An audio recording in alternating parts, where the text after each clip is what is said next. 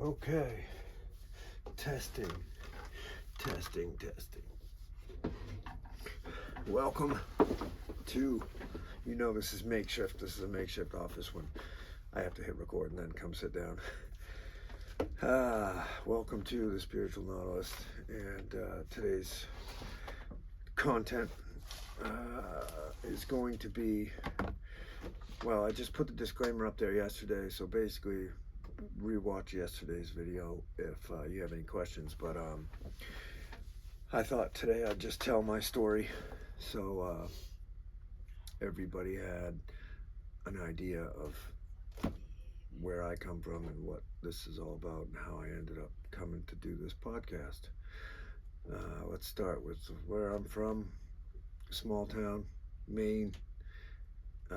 Super snowy in the winter. Wicked good sledding out there right now. Yes, sir. We just had a 20-inch storm up here by Jiminy, and it's wicked deep. Loving it. So, I love the snow. Maine is this country's best kept secret, so don't tell anybody. I ended up, a little bit about my family. My earliest, let's see, you want to go way back? We'll start early. Earliest memories are of my parents getting divorced. It was rough. My parents got married real young. They did the best they could with what they had. I know that today. There's a lot of variables, lots of variables. My father definitely strived to not repeat the madness that he grew up in, which was Navy brat, traveling, born out of state, born in Florida, raised in Maine, ended up doing a lot of traveling all over the world. My mother grew up a very Christian background, small town. They actually, after my father's parents passed, my aunt and mother were going through my grandparents' house and their belongings, and my mother was like, why is there a picture of me here when I was in second grade? And my aunt was like, that's not a picture of you, that's a picture of Billy. And my mom was like, that's me right behind him. So my mom and my real father went to second grade in Lisbon together, and they didn't even know it, which is kind of cute. Small town, small world. So ended up, I went to, elementary school, K through 6. I was just curious little guy. I always felt like I was a little kid in a big guy's body when I was younger. My brother was 6'4". My grandfather was 6'7". Giant men. I ended up doing. I wrestled in high school. I wasn't much. I liked to ride dirt bikes, motorsports, and fast cars, and I was a thrill seeker when I was a kid. I still kind of can be, which gets me in some trouble sometimes. We're not going to talk about my driving record. Anyway, so I was the kid that kind of, towards the end of high school, or towards the end of when I got taken out of high school, we'll say, I was the kid that everybody's parents were like, kind of steer clear from him, he's wild. And I almost got expelled when I was in, I don't know, eighth or ninth grade probably. In archery class, I was the kid that shot the arrow straight up in the air, and as soon as the wind took it, as soon as it got above tree line, the wind took it all the way across the soccer field. I was just kind of gonna watch it and tell my friends to look out, when it was coming down, and it got up. It soared, and it came down. I watched it come all the way down in the ropes course, where the other gym class was, and Mr. Drew, I am sorry, I apologize, but Mr. Drew comes running across the field with my arrow. He scaled that 6-foot soccer fence. My hat's off to you, buddy. That was a heck of a jump. With an arrow in one hand and screaming, "Who shot this?" in the other, running across the field. And all my friends just kind of steered clear of me and made a, it was like, yeah, that was me. And so I almost got expelled for that one. My mother had to get me a lawyer to keep me in school, and it was pretty much downhill from there. And they just kind of, I was the, I was the pain in the ass. And so I ended up, weed wasn't legal. Talk a little bit about that history. I didn't drink much. I didn't party much. I mean, I did, if it was around. But my older brother could buy beer at 15. He had his license at 16, and so it was available. But weed was like the biggest thing that was easier. So we smoked a lot of weed, and I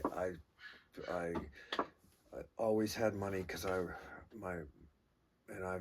taken care of this since, but my mom always had cash on her because my stepfather had a concrete business and did a lot of cash jobs, and I'd sneak up there at 2 o'clock in the morning, and I'd Velcro that wallet, and I'd take 20 or 40 bucks out of there and sneak back downstairs, and that's how I bought weed, or my weed dealer would take baseball cards, trading cards, and there was plenty of those around. So yeah, I mean, before O.J. Simpson was big, I was trading O.J. Simpson cards for a quarter ounce of weed. Those are long gone, but so I got in a lot of trouble for smoking weed at school, and I ended up coming home from school one day, and my stepfather,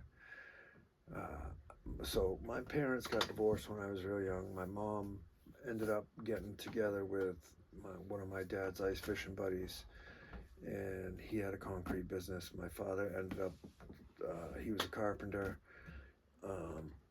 He traveled all over the country building and stuff in my teen years, but basically the summer between 6th and 7th grade, I was too young to work.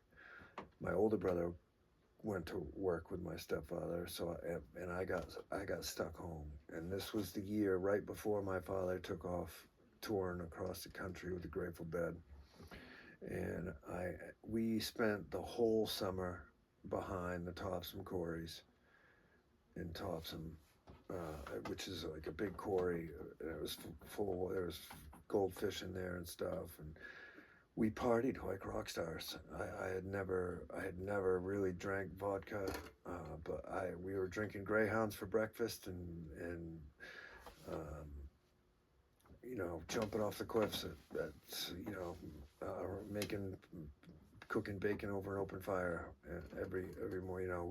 I had a blast that summer, and I'd be trashed by 2, and then I'd sober up, take a nap, and sober up, and I'd get drunk all over again for dinner. And that was at 10, 11, but the summer, yeah, it was 6th, 7th grade, so I was like 11 years old that year. I think I turned 12 that summer. No, it was the summer between, anyway, I don't know, the years all run together. But who's counting? What is time? I ended up getting sent to so my stepfather, I had some weed plants growing in my closet in a big speaker box that I got, cardboard box. I had all lined tinfoil and a light running to it, and I forgot to unplug the light one day, and I went to school, and I came home, and my stepfather is standing in my bedroom door, and he would not let me out. And I'm like, what is going on? You just wait and see. Oh, you just wait and see. You just wait and see. And sure enough, here comes state police, dogs, the whole 9 yards.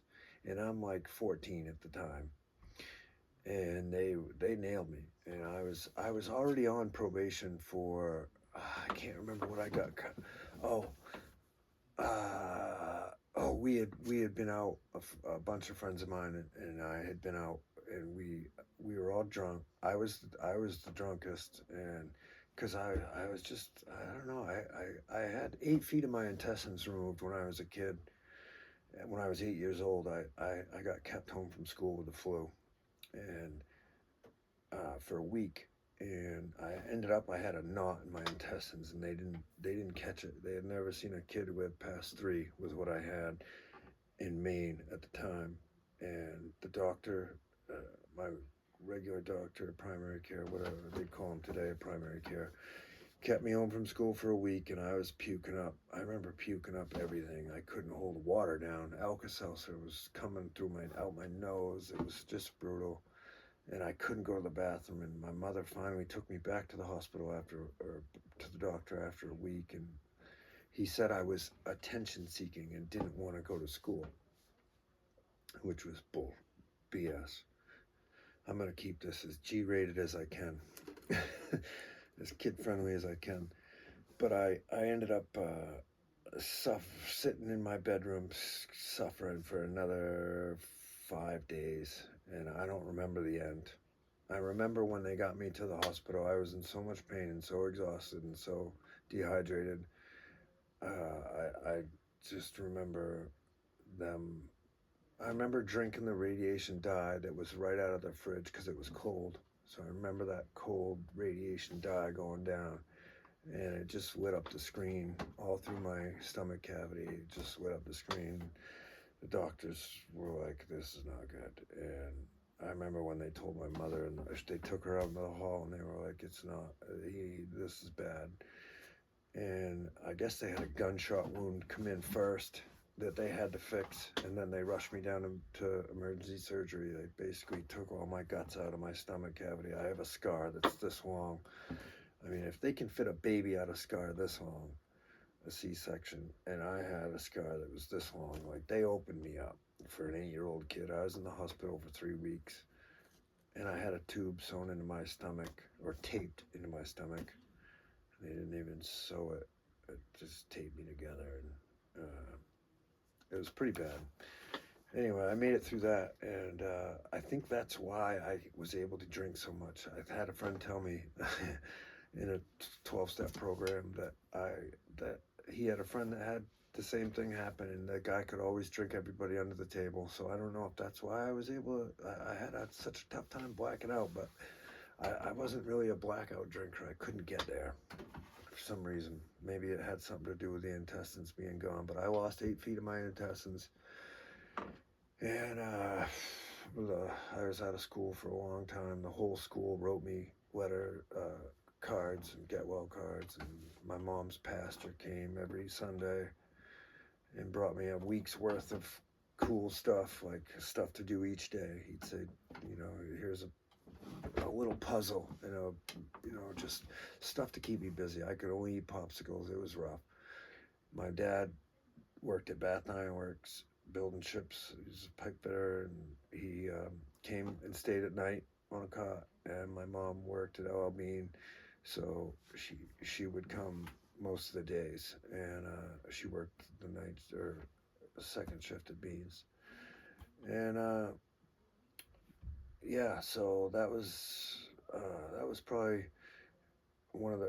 that was probably my first near-death experience, which I didn't even know about until I didn't know anything about near-death experiences or any of that until much later in life, when I got into trying to check out, which I'll get to later, but or shortly. So I was introduced to 12-step programs really early on, because like I said, I got put on probation for stealing mountain bikes because I was the drunkest. I'll get back to where I left off. I was the drunkest out of 4 of us kids, and we were walking by this trailer park, and we had miles to go, and I was like, nope, I just went down to the trailer park. There were 2 bikes, grabbed a mountain bike for each of my friends, and we all rode back to my buddy's house and threw them. I was going to return them the next day. It didn't even occur to me that theft and that the kids were going to be missing their mountain bikes. I was like, I don't know, 12 years old. Didn't even occur to me that, not, it just didn't have that. I was missing that you're stealing thinking when I was drinking. So I was not, I was not rational when I was high and drunk. And that's never good, trust me, especially when you're young and don't have the life experience to begin with. And so I learned the hard way, and I went to the school of hard knocks, for sure. I ended up getting sent to rehab because I violated probation so many times when I was 13, 14, 16. Yeah, I was finally, after a 30-day stint in rehab for the pot plants, 30 days in Lewiston, and then I got sent to a year-long treatment program where I stayed for 3 weeks and was like, no, not doing that. No interest. Did not want anything to do with not drinking or not. What do you do for the rest of your life? I was 16 at the time. How do you? No way, not me. That was like my one thing that I had that was, and so I was. What do you do for the rest of your life if you don't drink? That's boring. I was not going to be square, so I left and I got locked up that night. I had previously spent a month in the youth center, and until I was I was a hold for court, and I spent a month waiting for. They held me for a month waiting for court, trying to get the point across. And I went to rehab. That I remember we saw my mother picked me up at this. They locked me up in this, and then it was a shelter for boys, and my probation officer wanted me to go to jail till I was 18. And I was like, I didn't even, I had no concept of like, you're really effed here, Micah, at the time. I don't remember ever thinking like, I just remember thinking, what the F ever, I don't care, whatever, just do whatever, I don't care. I'll figure it out in the long run. And I just had no concept of like, it's later than you think. You got a year and a half to do in jail, or you're going to rehab for a year. Those were my two options. That's what my life had boiled down to when I was 16 and a half. And I was at this turning point, and I ended up going back to this treatment center because it was 3 months less than jail. I liked all the kids in jail. I got along with all the kids in jail. My mom sent us boxes of markers and stuff to color, and I never, but sitting there for a year would have sucked, and I ended up saying, all right, I'll go back to rehab, whatever. At least then we could get out and go go do stuff, and so I ended up in this year-long program down in Hollis called Day One, and I remember I was 3 months into the program when this old guy, Bob, he wasn't old, he's a little bit younger than or a little bit older than I am now. He was the aftercare counselor, and he had this real long ponytail. He was a little short guy. He did not BS. He did not pull any punches. He didn't give a F what anybody thought about him. He told it like it was, and he pulled me into his offices one day, and he sat me down, and he was like, he had this little chair that, he'd pump all the way up, and he'd sit there with his foot under his thigh, and he'd be like, dude, look at your life. What do you have to lose? What are you doing? You got, like, this is where you're at. Hello, ding ding, wake up. Like, you're screwed here. And like, we're tired of putting up with your bullshit. What is wrong with you? Get with the program. Like, stop. Like, we'd have to go to bed early if we left the light on. and somebody caught us, and if we didn't tell on ourselves and somebody else told on us, we'd get 2 early night bed nights, you know. So it was one of those type of programs, 100% rigorous honesty, and that's where I learned to be I learned what, you know, what it was. I got put in my place in that program, and I got out of there when I was 17, almost 18. I had just gotten my license before I went in, my driver's license. I had totaled my stepfather's truck,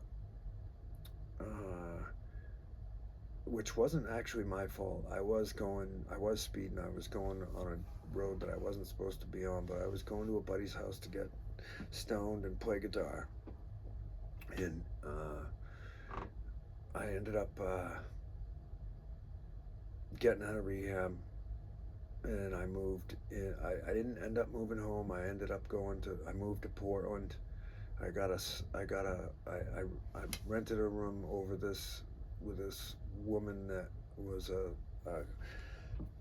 psychologist at USM, and she put up with me for a few months, and then I got out of there, and I got an apartment up on Munjoy Hill, and I stayed there for about a year.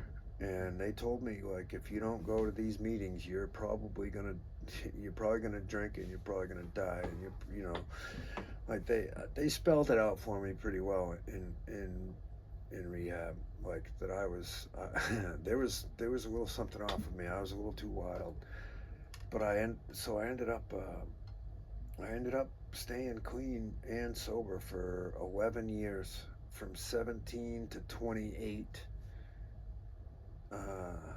28. My daughter was born. The years run together, but I ended up. I built a great construction company. I started small, building houses. I worked for. I subcontracted for a lot of people. You know, the program was. It was, I'm not going to say which program, but it doesn't matter. The 12 steps are pretty much all the same for all the programs. I'm going to tell you that right now. It's 12-step program is 12-step program. Steps 1 through 3 is, do you think you got a problem? 4 through 9, what are you going to do about it? And 10 through 12 is continuing to do something about it. That's the basis of the 12 steps. And that's what I was taught. And it was my first real introduction to the spiritual. Like, you can choose whatever you decide, whatever you decide for a higher power. Excuse me for a second. Let me shut this, because the boiler's kicking on. So the higher power thing, I had basically only gone to church, and I didn't know what to believe. I had no idea. I was so young at the time. I didn't know anything about God or religion, organized religion. I wasn't quite sure about that. And as far as God, I was a friggin' sinner, and I was going to HELL in a handbasket quick. And there was an old saying in the program that how'd it go? Religion is for people that are scared to go to hell. Organized religion is for people that are afraid of going to hell, and spirituality is for people that have already been there. And that was kind of what I grabbed onto, was the spiritual part of the program. And I knew I had nothing to lose. I knew I was screwed, and I'm still not a holy roller. I'm not I know there's a power out there bigger than me, and I don't know what to call it. I don't care. It doesn't matter. I'm done with labels. I'm done with Post-its. I'm done with all the, whatever works for you is what works for you, and that's the bottom freaking line. I think the spiritual, there's 4 parts of being human: spiritual, mental, physical, and emotional. And if you can find balance with those four things, it's like earth, wind, fire, water. If you can find balance with those four things, then you can kind of not beat anything, but you can find balance with anything. The ups and downs aren't like this anymore. They're kind of like, it's just, you go with the flow. So I ended up getting out of there. I built a great construction company, building houses. I built for a long time. I was a carpenter. I'm still a carpenter, always be a carpenter. I did all kinds of stuff from small projects to giant, big stuff. I got a few pictures out just of some pool houses, a lot of stuff on the ocean, building some decks, did a lot of decks, different stuff. And I ended up starting small with some of the people in the program. Actually, this is funny because the rehab center that I went to hired me to do a bunch of rot repair after I got out of there. I was probably 2 years out of there when I did all that work. But it was this old hospital out in the middle, out in Hollis, and I started small. I started with fixing rotten digging out squirrels, friggin' rats' nests from soffits and stuff, to building some pretty cool big houses. This is a one I did with a friend, my buddy Matt. Good times. This is some bunch of different stuff here, but this is me 2 stories up on a house I did up here in Brunswick, and with my buddy Chris.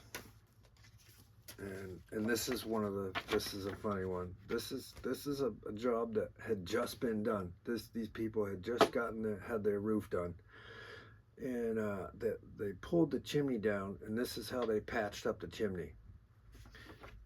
Yeah, pretty rough patch job. So I opened it up and fixed it. But I got a lot of those calls.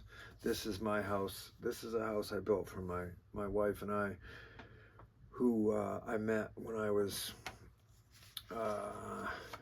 probably 4 years maybe, out of the program, out of that rehab treatment center. No, maybe it was 5 years. 5 or 6 years out of that program. 17. I was like in my early 20s when I bought this land, or mid 20s, I guess, when I bought that land and built that house. And then there's some furniture. I did a lot of interior stuff, furniture repair, refinishing, old Polaroids. Those are some old ones. Walnut staircase. These guys had this walnut staircase. This was for an older couple, and they put this escalator in up the staircase, and they're drilling big old lag bolts right through my brand new treads. It broke my heart, but I had a good time building. I really did. I had a blast. We had a good time, and I worked with a lot of people in the program in the Portland area. I built a good, solid construction company. I paid my bills. I did what was right. I thought by people is I didn't cut corners. I didn't F around. If I was on the job, it was going to be done right. And my name was, my reputation was important to me. And what happened was, let's see, the market crashed. And I'll tell you, I've been through everything from gambling to, I've walked the line on so many different addictions, quote unquote addictions, that it's crazy. I've pretty much I've toyed with them all, and so yeah, the market crashed in 2012. I ended up pretty much folding up shop, and my construction company, I mean, I was pulling onto jobs, and there was a guy leaving when I was pulling in to do an estimate, and then as I was leaving, there was a guy parked waiting to do an estimate. And my customers were like, "My God, we love you, we love your work, we've been using you for years, but we just, $2,500 is $2,500. I get it, you know." So I folded up shop and laid everybody off, and it was a wrap. It was rough. It was hard. You know, a lot of people were down. A lot of struggling people in the early 2010s, 11s, 12s. It was rough. I watched it hit the housing market, the building industry. It was rough, and not very many people came out of the market crash unscathed. There's people still feeling the repercussions, but I ended up. Let's see, right as that happened, as the market crash happened, I met this great girl. We ended up renting an apartment together, and it was like all the dots lined up and all the T's crossed at the same time, and we built this great little life together. And we took our time before we had kids. We traveled a lot, got to see the world. A lot of crap. It's all just stuff, but I got to see the world, and I was blessed to be able to do that. That was a blessing, and I didn't know it at the time. We almost killed each other so many times, but we had a blast. We really did, and then the market crash came, and what happened for me was I was. Long story short, I ended up I was putting this beam in at this house on I was building a camp for my electrician, and I was putting this beam in to carry a second floor load, and my guys had gone to lunch, and this was before the market crashed. My guys had gone to lunch, and I was putting this beam in, and I put the jacks up loose on one side and the other side, and I set 2 4-foot ladders. I set one side up, dragged the beam over and set one side, and because I could choke up on it, I didn't even need the ladder. But the second side, I climbed up the ladder, and I went to set this beam around the jack, and I felt this pop in my back, and something, I didn't know what it was at the time, but I popped a disc in my L4 and 5, and I worked the rest of the day. I knew something wasn't quite right, but I kept going. I worked all day, and then I came home and probably did paperwork all night, and then I remember trying to get up to go to the bathroom at like 2 o'clock in the morning, and I literally fell on the floor. I couldn't even make my legs work. It was like nothing worked. And I was like, I had no idea what was going on. They dragged me out of my brand new house, 2 stories down this, thank God I built a staircase extra wide. And I got dragged out of that house and put on this great medication called Oxycontin. And that was the beginning of my like weed had just gotten legalized, or they were trying to legalize weed in Maine at the time, and it was okay to be prescribed by a doctor, but it wasn't recreational at the time. And my sponsor, or my spiritual advisor, I guess I'd call him at the time, because he was like not just a friend, he was like my male role model when I was a kid. Like this guy, Captain Mike, God bless you, my friend. My hat's off to the guy. He put up with my shit for years. And his wife Lee, she was a Reiki healer, and I had no idea what Reiki was, but it was energy healing, and that's where all this energy healing comes in. I don't have anything right handy to give you the gist of it, but you can Google it. So I'm probably, this is 3 years before the market crashed, I'd say roughly 2.5, 3 years before the market crashed. And uh, I'm riding dirt bikes on the ice. I'm doing all this wild stuff, and it stopped all that stuff in its tracks. This disc. I mean, I had to lay on my back for 3 straight weeks. I couldn't get up and walk around. I had to pee in a jug off the side of my bed. The doctors were like, "You cannot get out of bed, and except to take a crap." And I stayed flat. I did what the doctor said, and it didn't get better. And what they found was that I had this thing called ankylosing spondylitis, which is basically the same thing that Mick Mars has for Motley Crue. And that's what he just went through with Motley Crue. Basically, I guess telling him he couldn't tour or whatever. But they told me if I didn't stop doing carpentry back then, that I was going to be in a wheelchair by the time I was 50.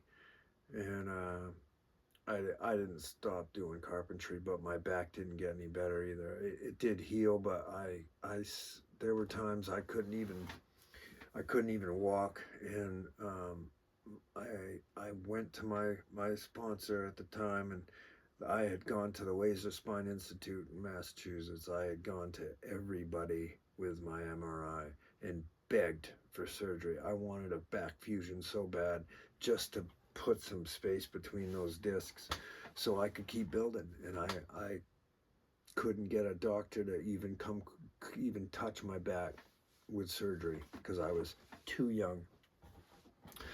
So I went at it. I went at it with the medication route, and my buddy Mike was like, "Just take it as the doctor says. As long as you do that, you'll be fine." And I did for 3 years. I got up to 480 milligrams of that OxyContin prescribed every day, and I took it as prescribed. And it was probably 2011, and I was like, I gotta get off this stuff.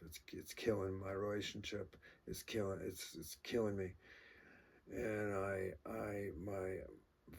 my wife and I at the time, she was like, "Well, you haven't abused it." I was like, "No, I haven't abused it." She was like, "Well, maybe you're not. Maybe alcohol wasn't really a problem."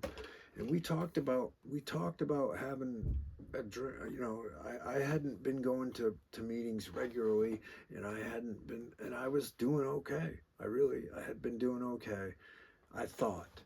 And then what happened was I decided to drink. And I told her that if it went off the rails, I said, take those kids and get them as far away from me as fast as you can, because I don't trust myself. I don't know how this is going to go. And I had not only the booze, but I had the drug, the narcotics on top of it. And I went for it, man. I did. I had a permission slip, and I went for it. But within a couple weeks, I was drinking a half gallon a day. And she was catching me coming home with booze. I'd have a half gallon under the hood of my truck, a half gallon under the stairs outside, and then I'd have a fifth in the vent to my stove. So you pull the downdraft grate off and the little screen out, and there'd be a fifth under there of vodka. I went for it, man. I've since apologized. We've kind of buried the hatchet as far as that goes. But it was tough. It was tough to leave. I didn't know the repercussions. I thought that I was just going to be able to go back to meetings, and all of a sudden I'd be able to just quit drinking. No, not that easy, my friends. Not that easy. And I'll tell you right now, it was rough. It was hard. I went to probably 9 or 10 detoxes, and a few rehabs. The last rehab I went to was in Florida. My grandfather had just died. It was the first real death I had experienced in my life. I was locked in my apartment building, above my apartment building in Portland. I had a little apartment building that she and I bought when I was younger. and I walked myself above the garage and just went about doing the drugs the way I wanted to, and the everything the way I wanted to, and I couldn't stop. And I thought I was gonna be able to just wrap it up and be done with it. You know, that's who I was. I could figure anything out, and I couldn't.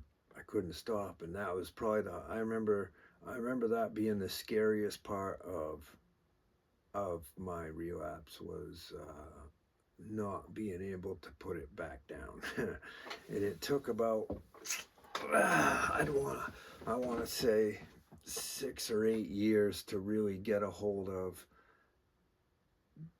It didn't take as long for all the herbs and spices, but to really put the drink down completely and stay stopped. It was important to stay out of crazy relationships. I had a couple of those, and that was a good excuse to keep checking off that ding dong button with the booze. And I ended up finally getting my shit together, and and it was a long road. It was a long, hard road. I don't know exactly how long. I don't even know how long. I know it's been close to 10 or 12 years. I'd have to look back at the timeline because it was so foggy in the middle there. I know it's been around 10 or 11 years that I've been clean and sober this time, but it was a long road to get back there, and to stay stopped was it's, you know, drinking like you know, when I was younger, I used to think, oh man, I'm just gonna get struck drunk. All of a sudden I'm gonna be walking down the road and bam, I'm gonna be drunk. And it wasn't like that. I got out of rehab when I was a kid, and it wasn't like that. It wasn't like I had to be terrified of it. You know, when I was in the program, I was taught, you know, the steps, like I was saying, 1 through 3. Am I powerless? Do I think my life's unmanageable? Absolutely. There was no, you know, I had all that stuff down, but I didn't have the, and I even had the asking for help and the willingness to go to any length down. I just hadn't come to terms with the inside shit. And when they say it's an inside job, be still and know thyself, that's really the truth. And that's why I'm here, I think, is to really shine a light on that part of getting clean and sober, or not even putting that down, but anything in your life, no matter what it is, it doesn't matter what it is. Anything that anything that you struggle with, whatever it may be, it's an inside job is what it really comes down to. And basically the long story short of the steps are, do I believe there's a power out there bigger than me? Absolutely. If you got a problem with that, go out and try and make it stop snowing. Go out and try and make the wind stop. Whatever. Put yourself to that test. Go out and stand in the sand at mid-tide and tell the ocean to stop rolling up or stop rolling down. And if you don't believe there's a power greater than yourself, then you're freaking crazy. That's all there is to it. You're freaking crazy. And I mean, I'm crazy, but I'm right there with you, because I even knowing that there was a power greater than myself, I still couldn't stop. And even knowing that I had to look in and take responsibility, I was making the amends, but I couldn't stop. It was a matter of really shining a light on the deep, dark, dirty, you know, like did I really want to stop?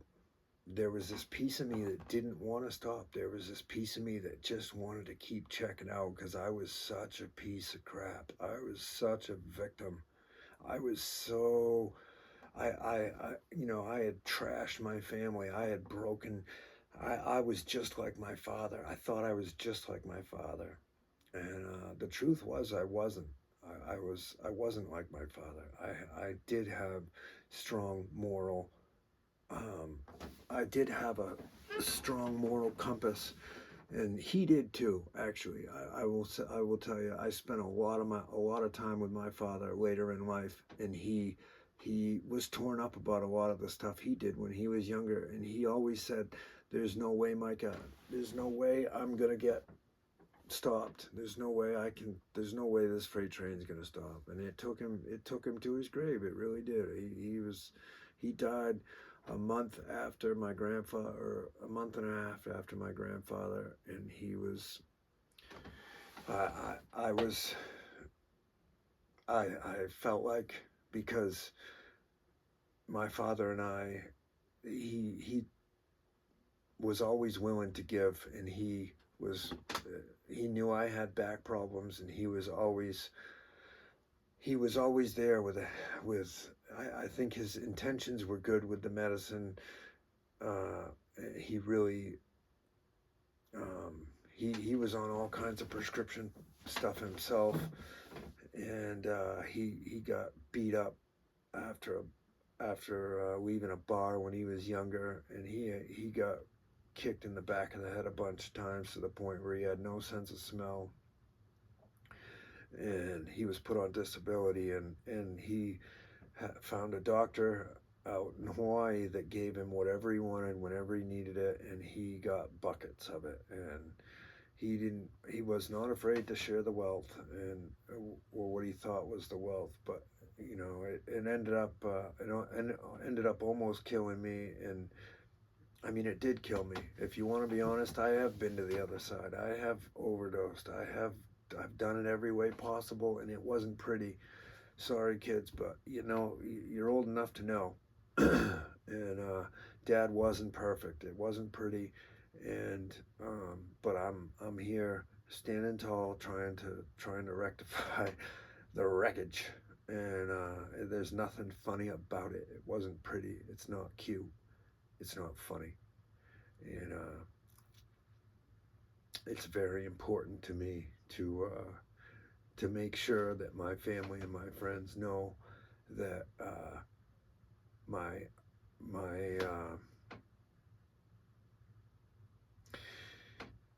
moral compass is now sound again. It wasn't for a long time, and I beat myself up real hard for a long time about what part I had to play in certain things that happened, and it was all just an excuse for me to keep on being a victim, and filling those shoes of pour me, another pill, pour me another line, pour me another drink,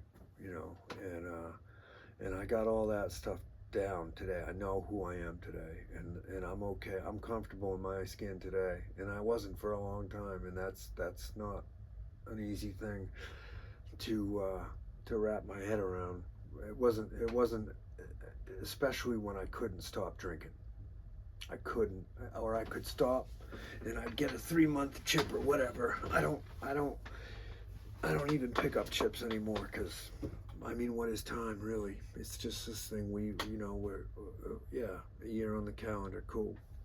It's important when you're new, I think, and it's important around your anniversary to show people that you're still trudging. But it's not a hop, skip, and jump merrily down a bed of roses all the time. It's not. Life is freaking hard sometimes, and to be able to come at life with a sound mind and a moral compass is spectacular to me. Not to be full of self-pity, and not to be wah. To be that person that carries a candle for the person, but that's still struggling. It's tough sometimes, but it's important, and I think that's what it comes down to, is that no matter what, as long as you're willing to ask for a little help, as long as you're willing to pocket your pride a little bit, put your character defects in their place, ask for a little help, and keep taking that inventory. Keep looking in. It's an inside job. No matter what, it's always going to come back to you. It's always going to come back to me. No matter, my uncle and I have this saying. Every time I talk to him, almost every time he says, "Everywhere I go, there I am." Anybody that's eaten a lot of LSD knows what they're talking about. Everywhere I go, there I am, and that's the truth. And so I guess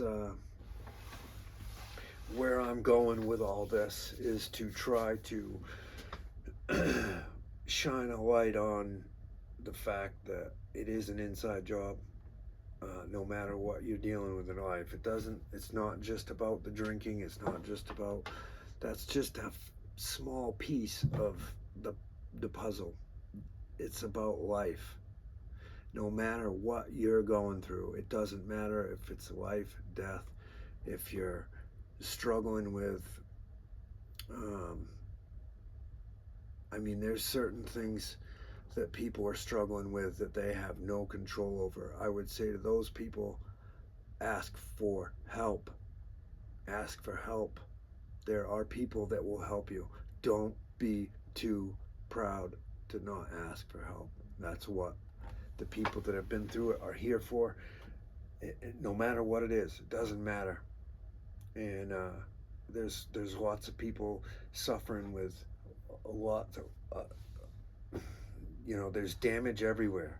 We all have damage, generational trauma. I guess the other thing I'd like to shine a light on is that we all do the best we can with what we've got. And it doesn't matter who or what or how. It always comes back to you. And sometimes it's a matter of getting out of the situation and standing tall and not going back. But we feel guilty, or we, there's all these not excuses, but reasons we put in our head that we have to stay, or we have to go through this or that, and you don't. It's okay to be okay with yourself. That's the most important thing I would say to anybody that's struggling with anything, no matter what it is. The key is to finding that place inside where you're comfortable in your own skin. You don't need anyone else to be okay with you. That is the most important thing. Spiritual well-being, if you want to talk about that, that's spiritual well-being to me. My spirituality, and this has nothing to do with religion or what anybody else thinks. I don't care. I really don't. My friends and family, yeah, I respect your opinions, but the grand scheme of life, what matters is, am I comfortable in my own skin when my head hits the pillow at night? Do I care about my day? And am I okay with what happened in my day today? And most days I can say, yeah, I did all right. I try to, if I effed up, I try to take care of it immediately. And I try not to F up because I hate taking care of it. But yeah, it's that simple. So yeah, what happened, I'll talk a little bit more about what happened at the very end of, this is how I ended up basically sitting here. So this is me right after the market crash, on the roof of my apartment building, drinking a Jack and Coke, all bloated, face swelled right up. Thought I was having a grand old time. And it took, I don't know, 5 or 6 years after that to put that drink down. I think I still have that glass. And then what happened was these fingers, this is pretty gross. So I'll start with the mild ones.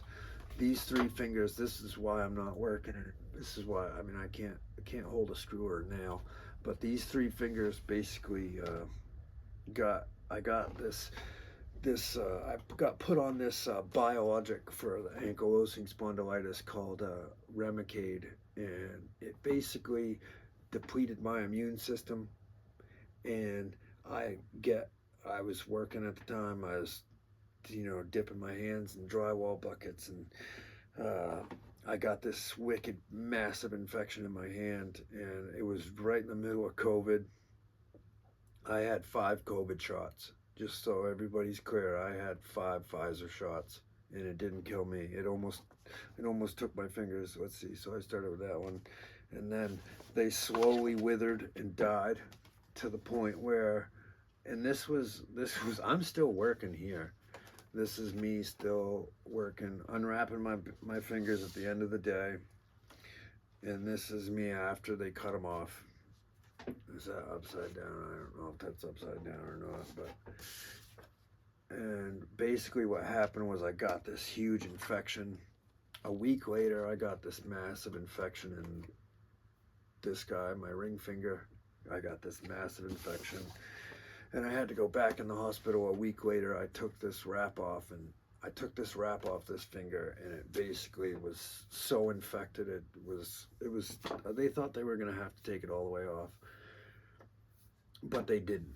And I ended up, I've took all the medication as prescribed then too, and I'm fine with all that now. One day at a time. But that's why I'm doing this podcast. Yeah, so they're still sensitive, still tender biddles, but I can't hold screws anymore. I can't run screw guns anymore, but I used to.